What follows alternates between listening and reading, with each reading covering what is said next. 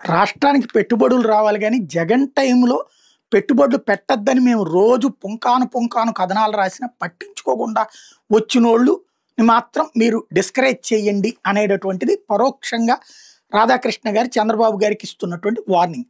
అంబానీ, అదానీ, హిందూజా, సింగాలు ఇట్లాగా రాని పారిశ్రామికవేత్త లేడు ఆ రోజున. టాటాల దగ్గర నుంచి ప్రతి ఒక్కళ్ళు కూడా. అది ఇప్పుడు ఈ ప్రభుత్వం కూడా కంటిన్యూ చేసుకొస్తున్నాడు. అందులో అదానీ ఓ పక్కన అప్పట్లో అదానీ మీద విష ప్రచారాలు చాలా చేశారు. ఇప్పటికి కూడా చేస్తారు వామపక్ష భావజాలకుడైన రాధాకృష్ణ గారు. అదానీ మీద విపరీతమైనటువంటి ద్వేషం ఉంటుంది ఆయనకి. అందులో భాగంగా చేసుకొస్తుంటారు. ఇప్పుడు ఆయనకి బీచ్ శాండ్ ప్రాజెక్ట్ క్యాన్సిల్ అయ్యే అవకాశం ఉంది.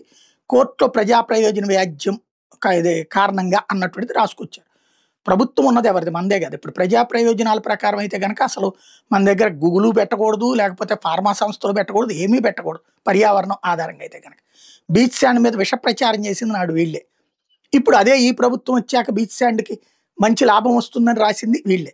అంటే మనకి నచ్చినోడు రావాలి, మనకి నచ్చని వాడు ఆగిపోవాలి.